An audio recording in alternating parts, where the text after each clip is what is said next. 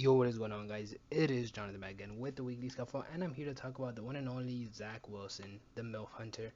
And honestly, this is a video to talk about him being potentially a bust. And honestly, I think it's quite evident that he is. Mike White, someone who came in for him last year and played well for the time he was in there, and now, played this last week, had a 3 touchdown game.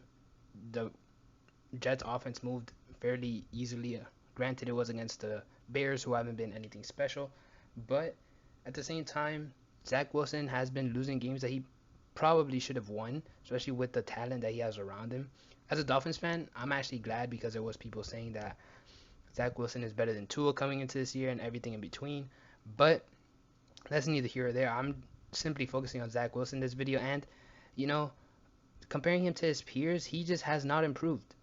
Zach Wilson last year threw 9 touchdowns with 11 interceptions, and this year he was 4 touchdowns, 5 interceptions, basically on a worse pace. And then you have Trevor Lawrence, who coming off a great game from him, probably the best game of his career so far. And last year, of course, he threw the 17 interceptions with 12 touchdowns, but he had Urban Myers as a head coach. He had to deal with that.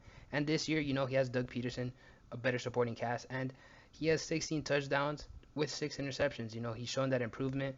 Of course, we also got Justin Fields, who has shown improvement as well. He moved from 7 touchdowns and 10 interceptions to now 13 touchdowns and 8 interceptions, and his run game has definitely improved as he's now given the green light to run the ball and make plays. And honestly, Justin Fields, Trevor Lawrence, in my opinion, those guys are 1A, 1B. I think Zach Wilson definitely got overhyped during the draft. I think the same could be said about Trey Lance, but I'm not going to judge him yet simply based on his injury.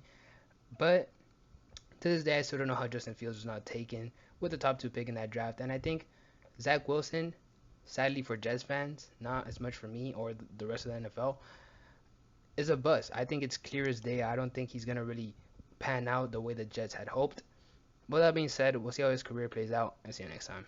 Peace.